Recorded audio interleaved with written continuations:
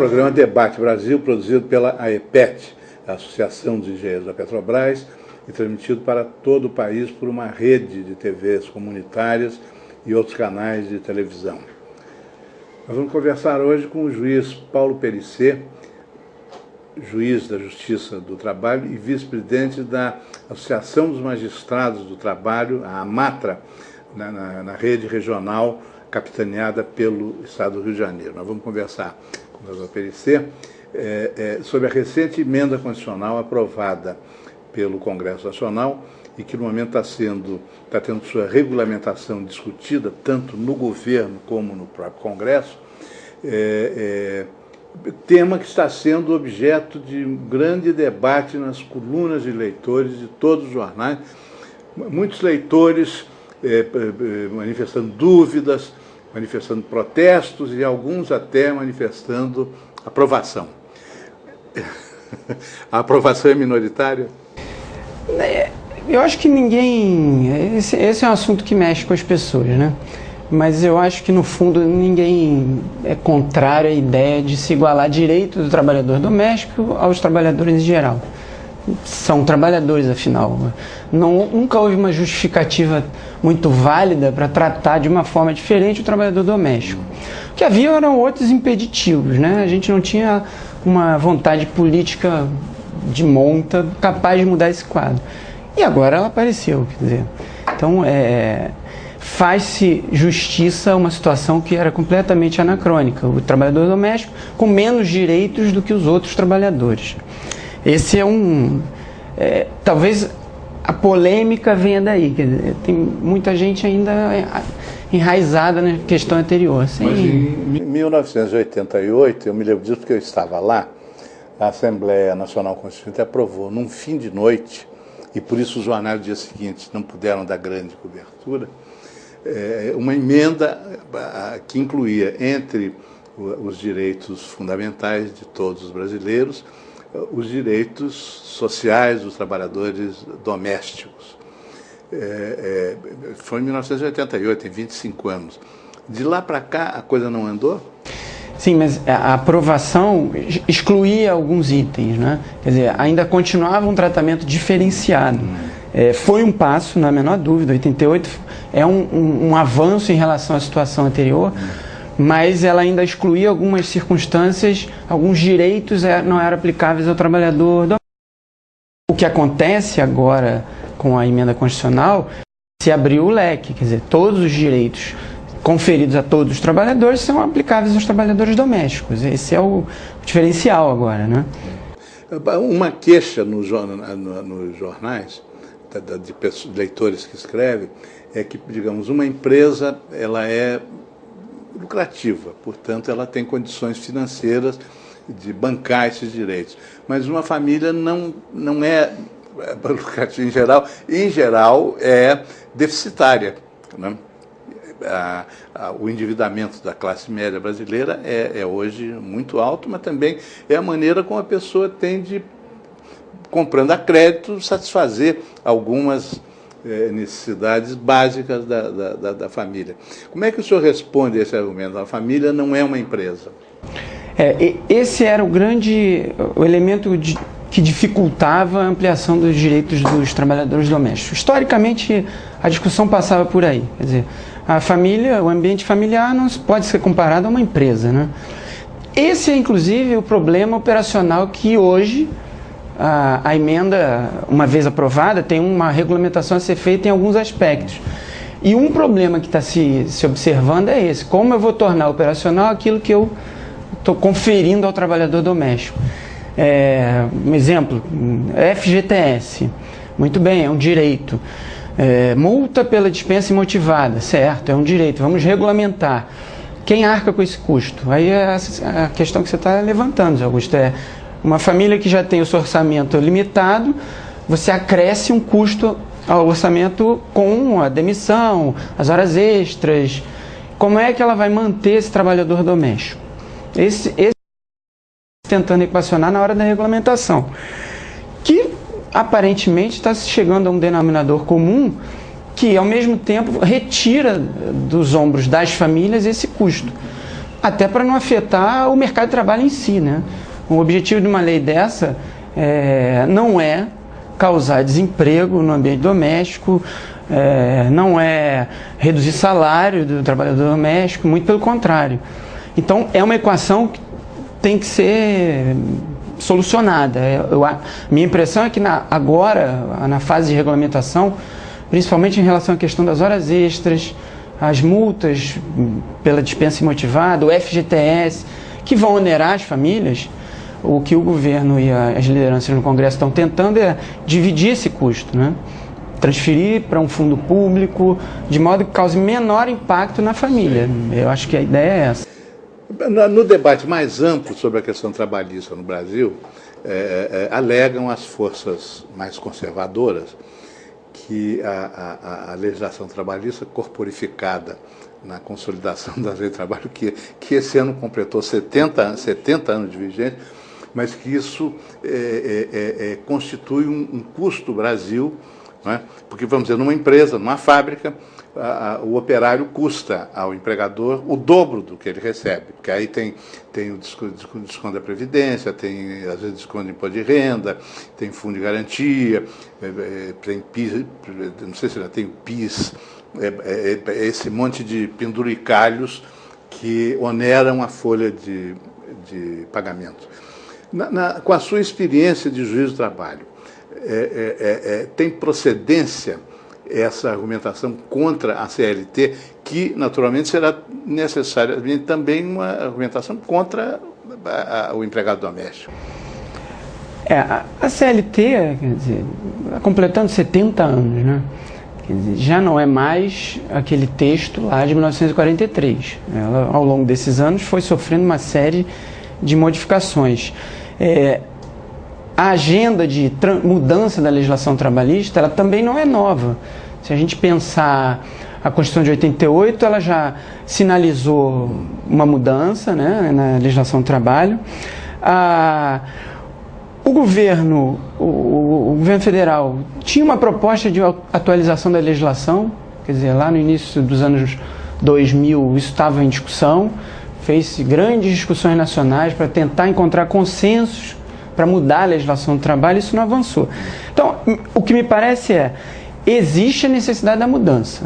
Quer dizer, independente da questão de custo ou não, é uma legislação que foi pensada para um Brasil que não existe mais. O Brasil da década de 40 não tem nenhuma relação com o Brasil de hoje. Agora, como mudar, quer dizer, é o ponto, né? Como é que a gente vai atualizar essa legislação? Isso não está na agenda política, né? A gente está fazendo ajustes pontuais. A questão dos domésticos é uma emenda constitucional que pega aquele leque de direitos e recoloca lá o trabalhador doméstico, aliás, de onde ele nunca devia ter saído. É um trabalhador como qualquer outro. E surgem aí os problemas. Eu vou falar em horas extras dentro do ambiente doméstico, da residência de uma pessoa. Como é que eu vou apurar isso? Como é que eu vou ver se a pessoa faz horas extras ou não? Empresa é difícil, né? Então, tivemos há poucos anos uma grande discussão aí a propósito da intenção do Ministério do Trabalho de instituir o ponto eletrônico, que até hoje não foi instituído. Quer dizer, mesmo numa fábrica, essa questão das horas extras é difícil de... Mas a mudança da legislação, nós que lidamos com a lei cotidianamente, nós temos a sensação, e eu acho que isso, eu não sei, talvez eu possa dizer que há algum consenso em relação a isso, de que é preciso mudar. Agora, como mudar é uma discussão que tem que ser posta publicamente, né? Vamos discutir a mudança da legislação trabalhista, a atualização da legislação trabalhista, a atualização da estrutura sindical. Essas discussões estão colocadas de lado. Hoje a gente está discutindo temas completamente laterais em relação aos problemas mais graves que nós temos, né? Tratamos da questão pontual, é válido pelo menos. A Constituinte, em 88, aprovou, depois de muito debate, que não transbordou para a mídia. Quem estava lá dentro tomava conhecimento, quem estava fora nem sabia. Era uma proposta do deputado Gastone Rigg, que tinha sido advogado de sindicatos muitos anos. Então, ele fez uma proposta que acabou aprovada, dizendo que os direitos garantidos na Constituição tinham aplicação imediata. Porque nas Constituições anteriores, prometia-se até a participação do trabalhador no lucro da empresa, na forma da lei. Só que a lei nunca vinha. Então, eu me lembro da Constituinte, a luta do Gaston Irrigue, e, afinal, esse dispositivo foi aprovado. Então, em regra geral, né, o direito garantido pela Constituição não pode depender de regulamentação. Isso vale para os domésticos? No caso, primeiro aspecto, a Constituição de 88 ela é um marco em todos os sentidos. No ponto de vista jurídico, ela marca uma mudança de pensamento em relação ao que é uma Constituição. Então, o que era programático até então passa a ser um fato, tem que ser aplicado, é isso que você está chamando a atenção. Então, de 88 para cá, a gente tem uma série de princípios que deixaram de ser letra morta. O judiciário, quando vai decidir as causas, olha para os princípios e aplica o direito com base naqueles princípios. Isso se tornou efetivo, né? Deixou de ser alguma coisa programática. Agora, a emenda, no caso do trabalho doméstico, algumas questões dependem de regulamentação.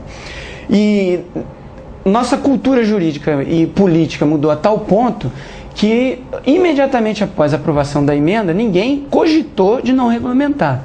Tanto que a regulamentação entrou em discussão imediata. Sim, o governo começou a trabalhar, mas em seguida resolveu deixar por conta do Congresso. Do Congresso. Então, quer dizer, nós já temos uma cultura mais ou menos institucionalizada desde 88 que não permite mais ao poder político agir dessa forma. Isso aqui em banho-maria e talvez um dia a gente regulamente. Não. Imediatamente publicada a emenda, vamos pensar na regulamentação. Tudo bem, transferiram isso para o Congresso. A discussão não se perdeu e a regulamentação vai sair. Não tenho a menor dúvida de que em breve o Congresso vai decidir essa questão e vai estabelecer ali os parâmetros de alguns direitos.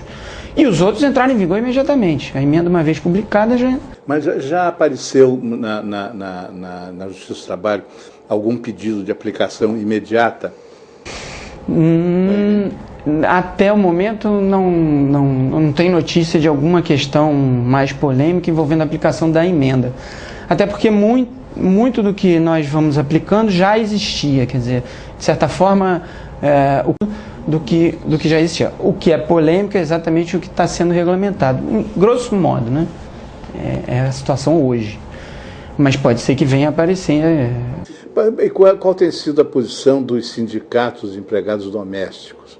Que eles foram muito ouvidos pela mídia no momento que o Congresso estava votando, e naqueles primeiros dias, aquelas reações iniciais, depois sumiram. Eles têm uma presença muito atuante? Olha, aí a questão sindical da organização dos trabalhadores, dos empregadores domésticos, é uma coisa que está muito distante da nossa realidade lá da Justiça do Trabalho. A impressão que eu tenho, quer dizer, é que eles obtiveram êxito, né? Principalmente os trabalhadores organizados, em levar adiante essa questão. Sim. Tem um apoio externo importante, o Brasil aderiu a uma convenção internacional que trata desse assunto. Aliás, uma convenção muito interessante, porque olhou o trabalho doméstico de crianças, inclusive, e adolescentes, como uma das piores formas de trabalho, de exploração do trabalho. Isso é muito interessante. A regulamentação agora, inclusive, traz um pouco dessa ideia ao proibir o trabalho do menor de 18 anos no ambiente doméstico. Isso é muito interessante, sim, bem inovador. A velha família patriarcal brasileira tinha aqueles dependentes, assim, meio afilhados e tal, que trabalhavam em troca, as meninas trabalhavam em troca de um vestidinho, do almoço e do jantar. Né? Então, quer dizer, é uma realidade que nós aqui no Brasil começamos a mudar muito lentamente. O mercado de trabalho já reage a isso, quer dizer, as tendências hoje que o IBGE vai apontando nas suas pesquisas são de retração do mercado de trabalho, não porque as pessoas são demitidas, mas porque elas têm outras oportunidades, sim, o que é muito válido. O ministro Delfim Neto, né, que é uma das inteligências, por mais combatido que seja, é uma das inteligências mais afiadas da vida brasileira, deu uma entrevista de muita repercussão. Eu lhe deixo essa pergunta para depois do intervalo que vamos ter que fazer agora, dizendo assim, o empregado doméstico é um animal em extinção. Quem teve, quem não tem, não vai ter. Há estatísticas ou estimativas sobre a transferência do pessoal do trabalho doméstico para outros tipos de trabalho?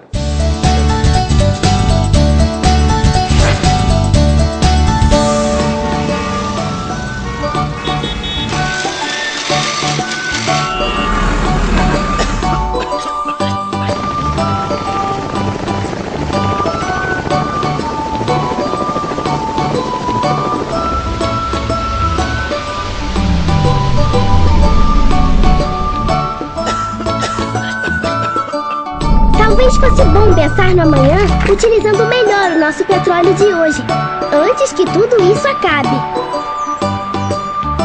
O petróleo tem que ser nosso! Este é o programa Debate Brasil, produzido pela AEPET, Associação dos Engenheiros da Petrobras, e transmitido para todo o país por uma rede de TVs comunitárias e outros canais de televisão. Nós estamos conversando hoje com o juiz Paulo Perecê, juiz da Justiça do Trabalho e vice-presidente da AMATRA regional. A AMATRA é a Associação dos Magistrados da Justiça do Trabalho. A pergunta, estamos discutindo hoje a questão do emprego doméstico e da emenda constitucional recentemente aprovada pelo Congresso. E a pergunta que ficou no fim do bloco anterior é o seguinte: numa entrevista recente, de repercussão muito rumorosa, o ministro Delfim Neto previu o fim próximo do emprego doméstico no Brasil. O que vem acontecendo na maioria dos países do mundo. Né? E a pergunta que ficou foi assim: já há estatísticas ou estimativas? O empregado doméstico é um animal em extinção, como dizia o ministro Delfim?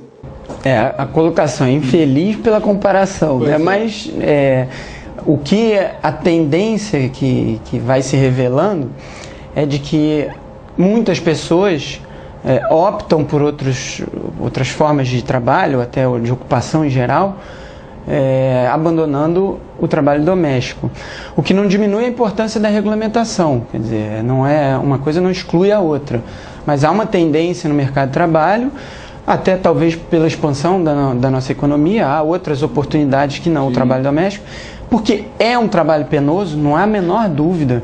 Eu estava comentando até no bloco anterior, quer dizer, o fato de você proibir o trabalho do menor de 18 anos já é um sinal de que há um consenso mundial de que o trabalho doméstico é penoso. Então, não é uma forma de trabalho que, se não precisa ser não estimulada, mas pelo menos ela precisa de mais proteção, porque a maior dificuldade do trabalhador é um trabalho penoso. Qualquer um na sua casa tem noção disso. Quer dizer, ninguém, geralmente as pessoas não se dispõem a fazer o trabalho doméstico, e quem tem recursos se dispõe a pagar alguém para fazer isso. Então já é um sinal claro.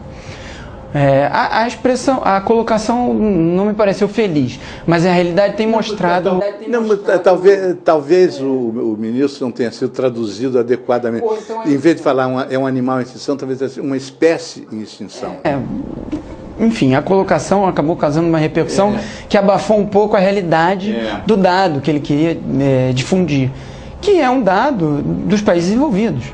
Conforme a nossa economia vai crescendo, nós vamos nos aproximando de países com maior nível de desenvolvimento, nós vamos, de certa forma, replicando o que acontece lá. O trabalho doméstico vai sendo um exclusivo para poucos que podem pagar e poucos que se dispõem a trabalhar, né? Com uma remuneração maior, inclusive. Né? Parece uma tendência no Brasil. Mas o que vai acontecer? Sim, a gente sabe, não sei se no Rio, mas em São Paulo, com certeza, alguns daqueles grandes empresários muito ricos, né, tem até chefes de cozinha, quem sabe pagam em dólar. Uma outra questão, também surgiu no noticiário e depois desapareceu. Estaria começando aqui um processo de terceirização do trabalho doméstico, com empresas organizadas que têm funcionários contratados, acho que não pelo regime do trabalho doméstico, né, mas talvez pelo regime mais favorável da CLT, e que, digamos, a dona de casa contrata o trabalho dessa empresa, a empresa manda lá a cozinheira, a faxineira, a copeira, essa coisa toda. Isso já é expressivo? Não me parece que seja. Com certeza, uma legislação desse tipo vai mexer com uma série de questões no entorno, né? Estamos tratando de orçamentos familiares. Quer dizer, se uma família não tem condições de ter um empregado 24 horas por dia trabalhando na sua casa, talvez busque outras opções, se elas existirem, porque se não tiver, vai tomar outra atitude. Vão ser momentos de ajustes, isso não há a menor dúvida. Do meu ponto de vista, são ajustes que vão levar ainda algum tempo para serem percebidos do ponto de vista estatístico, né? Não é uma percepção ainda, alguma coisa palpável, são especulações, né? Entrevistas e tal. Sim, talvez algumas pessoas alguns empreendedores tenham organizado empresas desse tipo, aproveitando as circunstâncias e o fato de que é um fenômeno mundial, né, a redução do trabalho doméstico. Nos Estados Unidos, na Europa, é raro uma família ter assim o seu empregado doméstico. Talvez um lord inglês lá da Cornualha tenha aquele mordomo que naturalmente vai ser o assassino quando houver um crime lá na mansão e tal, mas isso é cada vez mais excepcional. Eu não sei, por exemplo, uma coisa que há uma invenção brasileira muito simpática e recente, que é o restaurante da comida Aquilo. E a gente verifica que às vezes há famílias inteiras que almoçam e jantam todo dia nesse restaurante. Ou seja, já não tem a cozinheira lá em casa. É um período de ajuste, mas um ajuste que tinha que ser feito. A gente não pode imaginar que 6 milhões e meio de pessoas no Brasil, mais ou menos, entre 6 e 7 milhões de pessoas no trabalho doméstico. 7 milhões? É muita gente. É muita gente. E algo em torno de 1,5 milhão, 2 milhões formalizados, quer dizer, o maior drama ainda, né? A imensa maioria fora do mercado formal. Quer dizer, esse ajuste, minha percepção é de que vai haver um movimento dentro desse quadro a partir da promulgação da regulamentação, ou enfim, a partir da emenda. Ao longo do tempo a gente vai ver alguma movimentação. Se bem que as estatísticas sobre o trabalho informal em outros setores, até no setor industrial, não sei como é que está agora, mas em dado momento, quase metade da força de trabalho no Brasil estava no trabalho informal. Porque esse conceito de informal, quer dizer, envolve uma gama de formas de trabalho, né? Desde o trabalho por conta própria, enfim, o próprio empreendedor, né? O empresário, os empregados de instituição pública, enfim, é um leque enorme que o IBGE usa. Mas há uma proporção muito próxima disso. De qualquer maneira, no trabalho doméstico, a informalidade é ainda maior. Ainda maior. E o contingente de pessoas ocupadas no ambiente doméstico também é alto, não é pequeno, ao ponto de ter um dado estatístico relacionado a isso, né? Sinaliza que há muitas pessoas trabalhando no ambiente doméstico e o IBGE constantemente apura isso, inclusive. Esse número de 7 milhões, ele tem aumentado ou tem permanecido? Diminuído. Tem diminuído? A tendência é então, o ministro Delfim tinha razão, é uma espécie em extinção. Pois apesar da colocação muito infeliz, né, eu volto a dizer, mas essa tendência de queda da ocupação no trabalho doméstico, ela vem se delineando há algum tempo e ela vai mais ou menos caminhando em conjunto com a expansão econômica. O nível de emprego no Brasil e os ajustes vão sendo feitos para as pessoas migrando do trabalho doméstico. Então a gente associa de novo aquela ideia. Sim, e a nossa economia industrial, né, seja a de produtos industriais fabricados no Brasil, seja de produtos importados, vem aumentando consideravelmente a pauta, vamos dizer, de ferramentas domésticas, de eletrodomésticos, que substituem o trabalho. A gama de aparelhos que existe hoje para uma cozinha é inesgotável, né?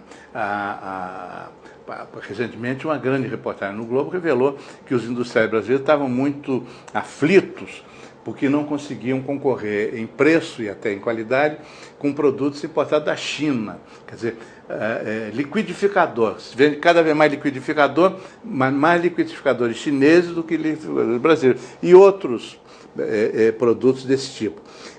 E isso, de certo modo, confirma a tendência da eliminação do trabalho doméstico. Quer dizer, o trabalho que era feito pela empregada, pela cozinheira, passa a ser transferido para a dona de casa, até para todos os membros da família?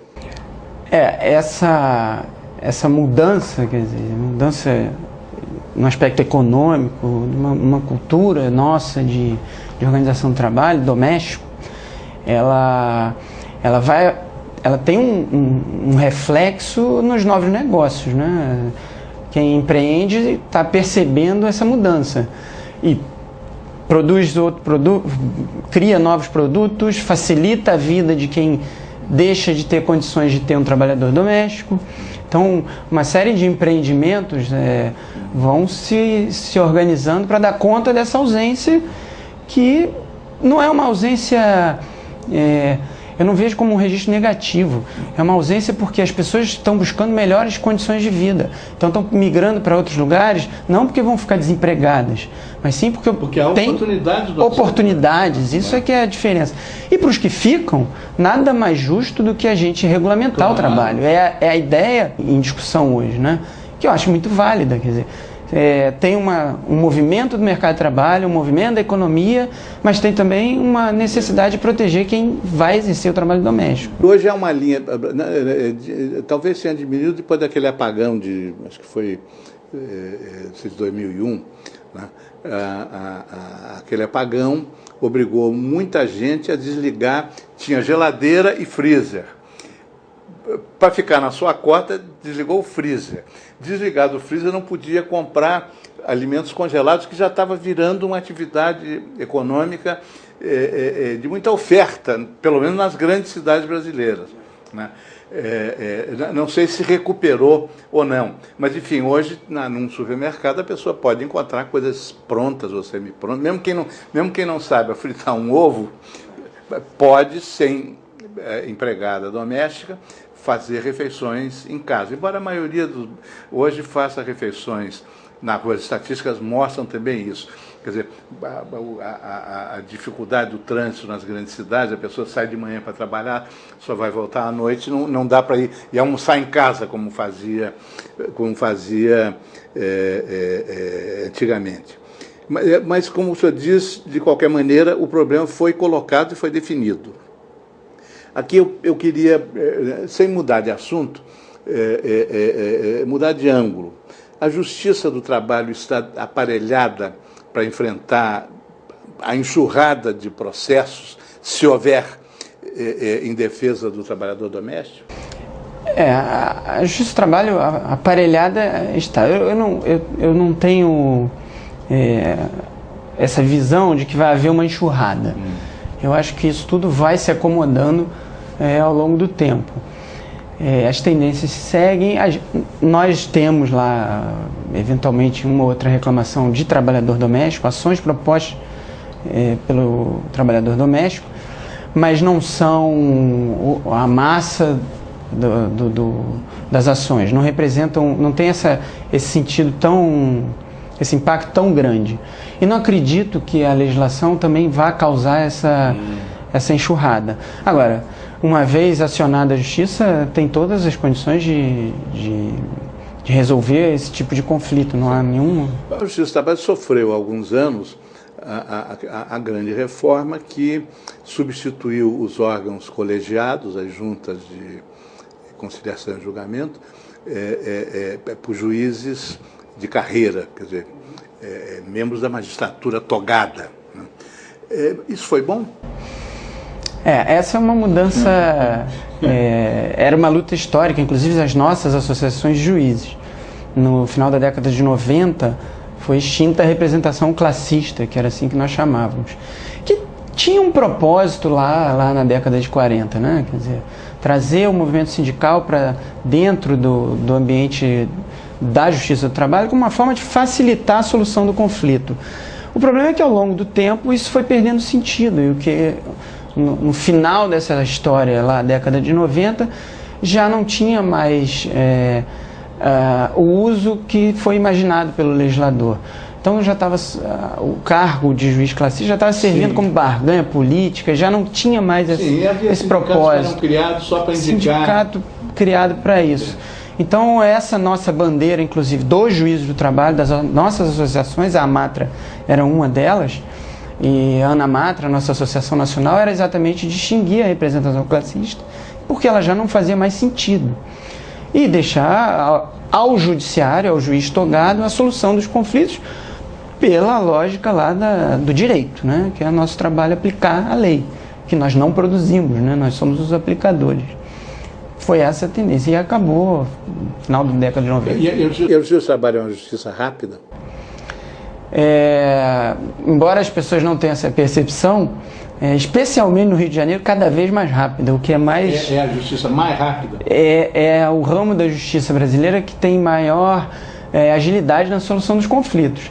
O Tribunal do Rio de Janeiro, o Brasil, só para você ter ideia, recebe anualmente 2 milhões de ações trabalhistas, dão entrada nos nossos tribunais. É algo em torno disso. Uma tendência que sobe, desce, mas gira em torno de 2 milhões. A Justiça do Rio aqui recebe algo em torno de 150 mil processos novos por ano. Cada vara daqui tem de 2, 3, gira em torno de 3 a 5 mil processos tramitando. E nós damos conta hoje... O juiz tem mais de 2 mil processos. Tramitando na sua unidade jurisdicional. Quer dizer, de 2 a 5 mil. Nós vamos ter que fazer um novo intervalo. Eu me pergunto, como é que um juiz consegue tomar conta de 2 mil processos? Até já.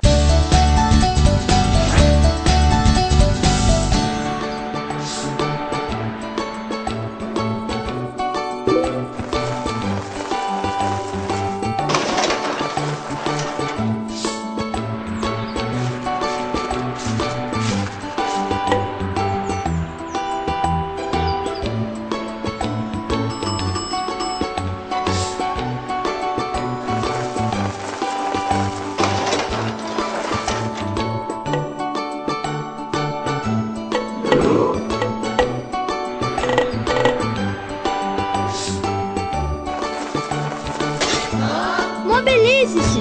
Não deixe que levem o nosso petróleo!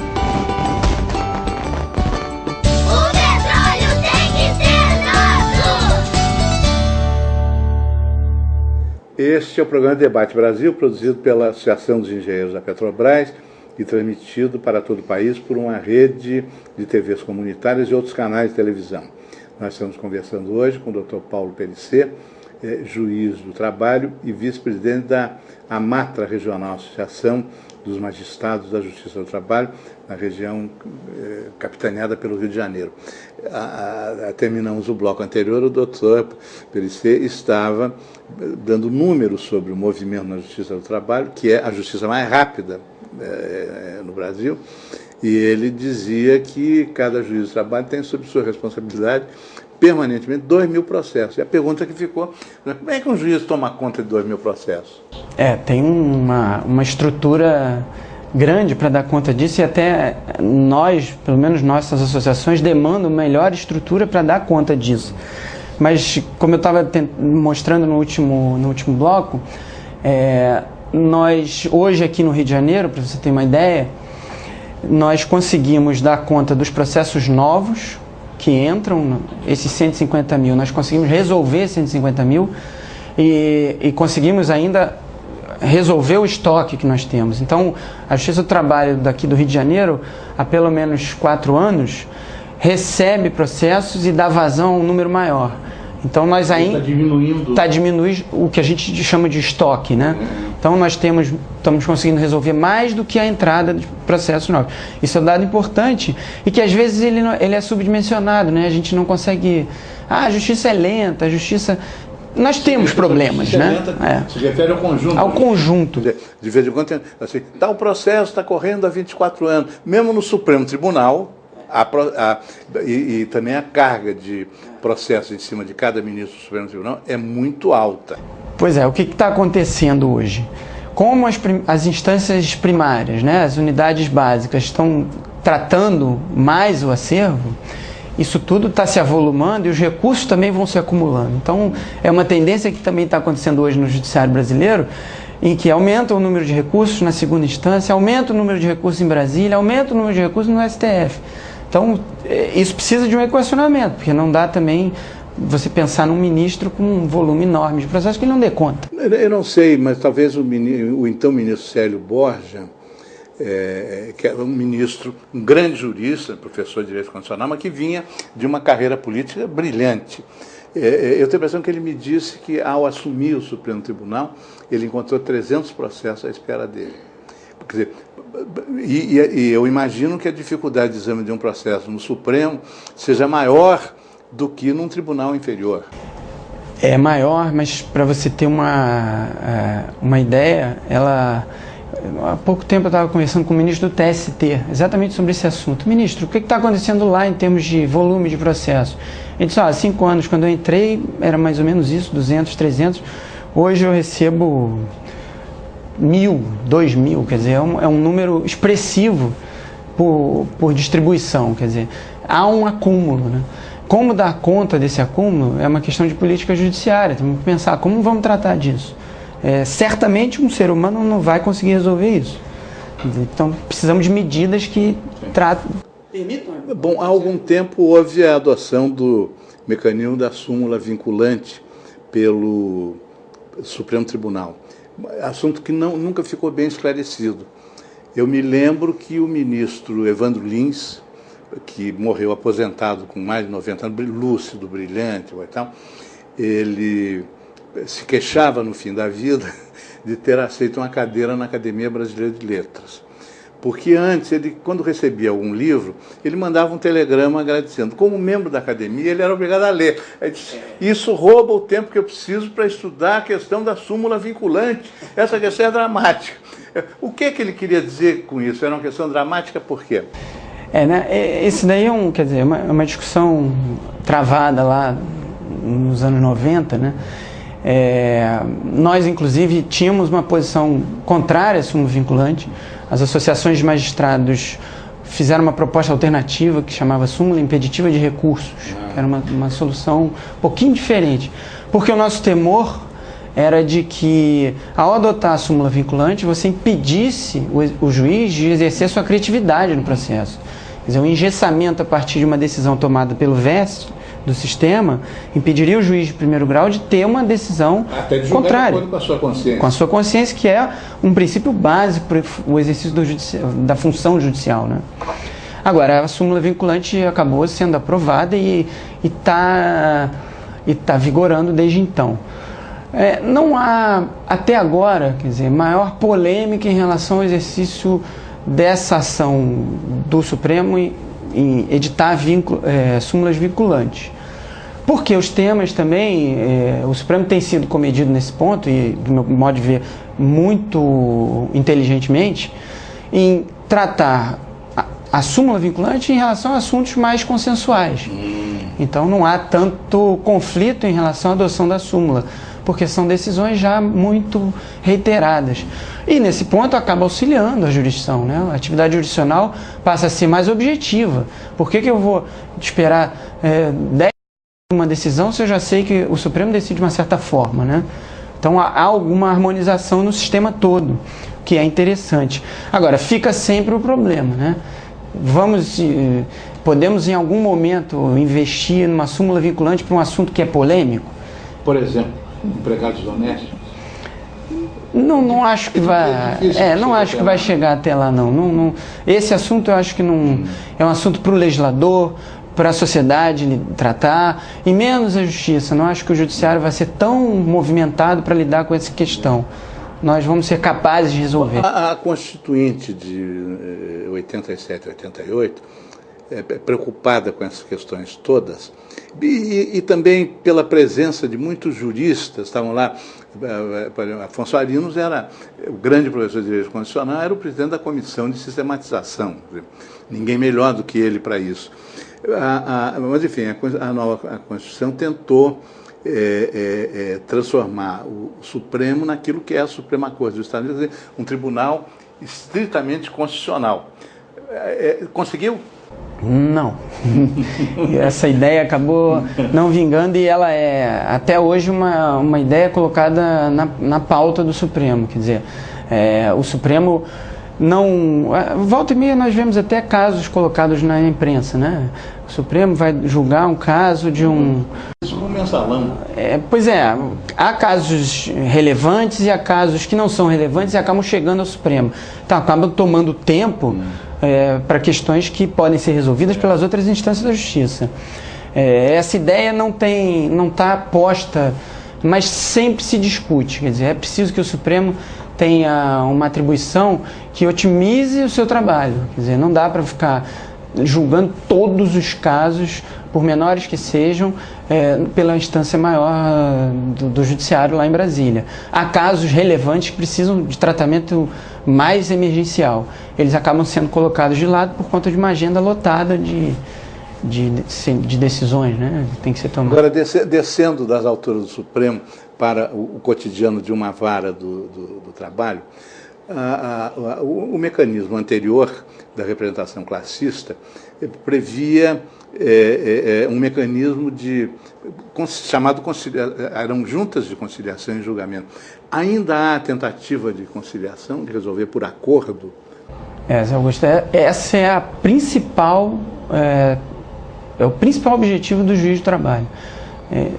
Nós somos treinados desde cedo para tentar a conciliação. Quer dizer, nossa proposta, não há uma audiência, se qualquer um de vocês for assistir uma audiência, vocês vão perceber que ela sempre começa com uma possibilidade de acordo. O juiz arguindo as partes se elas querem fazer um acordo.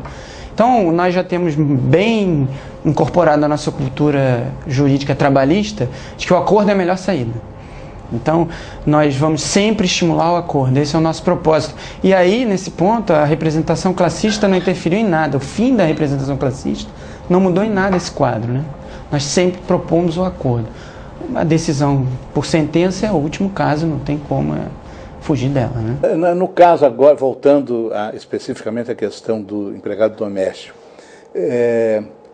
a regulamentação, seja pelo Congresso, seja pelo governo, pode resolver todas essas dúvidas e deixar assim um território limpo para o pouco que sobrar para a Justiça do Trabalho? A Justiça, na verdade, ela entra, o sistema judicial entra quando as próprias partes não conseguem resolver seus conflitos, né? Se a gente puder colocar assim, a grosso modo, o sistema judicial é um serviço público que o Estado presta a qualquer cidadão para quando ele não consegue resolver seus conflitos individuais ou coletivos, ele possa socorrer de uma instituição pública que vai lá e soluciona o conflito. Então é uma atividade secundária, né? Mas, em todo caso, não estando em condições de resolver, vão acionar a Justiça. Eu não tenho essa visão de que regulamentar ou não regulamentar pode levar a um maior incremento de ações na Justiça. Não, tudo depende de como isso vai se desenvolver nas relações interpessoais, como as pessoas vão lidar com isso. No ambiente familiar, os trabalhadores domésticos, como isso vai se desenvolver, né? Agora, o que eu posso te dizer é que, uma vez havendo conflito, no Rio de Janeiro nós temos uma Justiça aparelhada para lidar com ele. Quer dizer, vai haver sempre um juiz de trabalho em determinadas varas aqui. Nós temos 82 varas de trabalho aqui no Rio de Janeiro. No estado do Rio ou na cidade do Rio?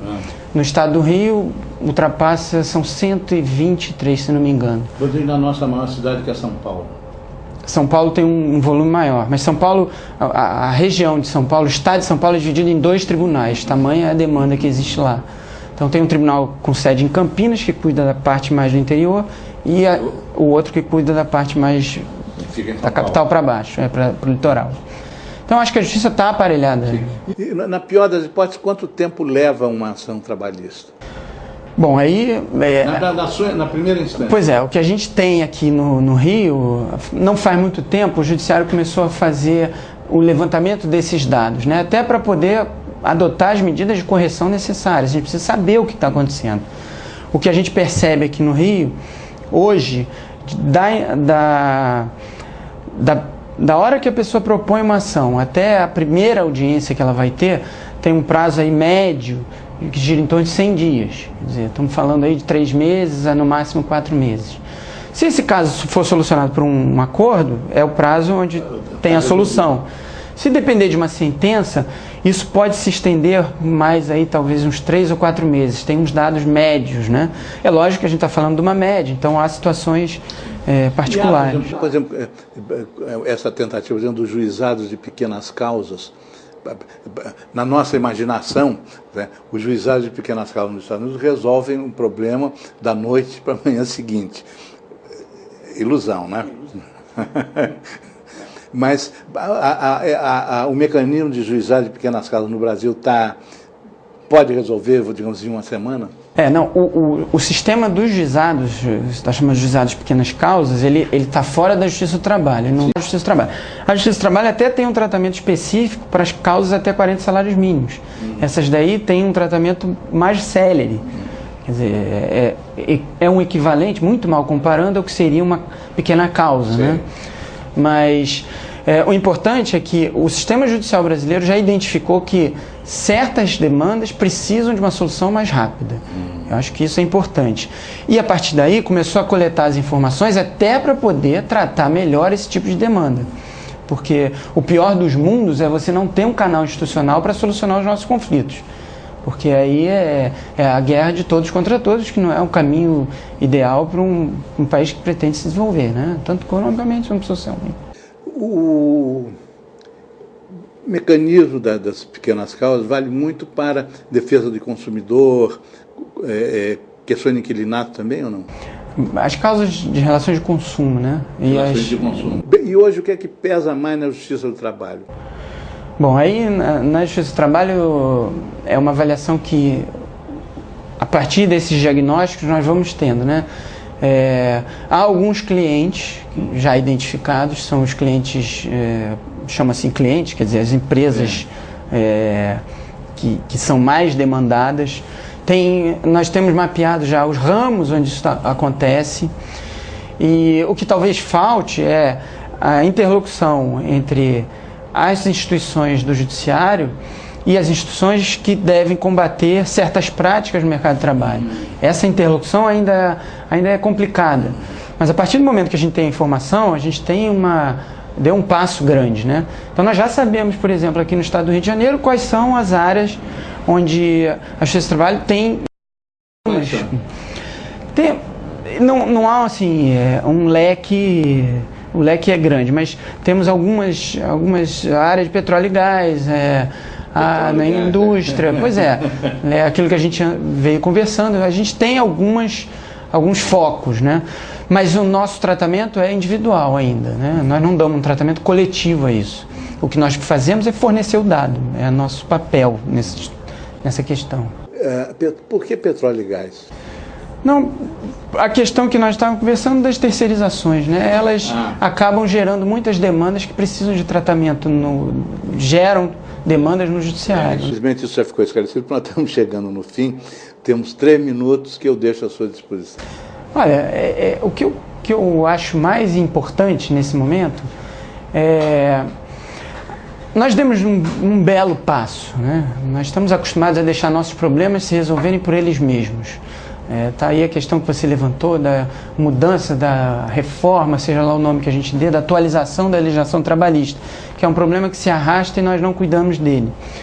Mas esse caso pontual do trabalho doméstico, com pressão da sociedade, com mudanças econômicas, não há como a gente deixar de reconhecer isso, nós avançamos, resolvemos então dar um tratamento a uma questão que estava esquecida. Olha, por que um trabalhador doméstico tem uma legislação diferenciada do outro trabalhador? Todos são trabalhadores, né? Princípio básico lá da Constituição de igualdade, né?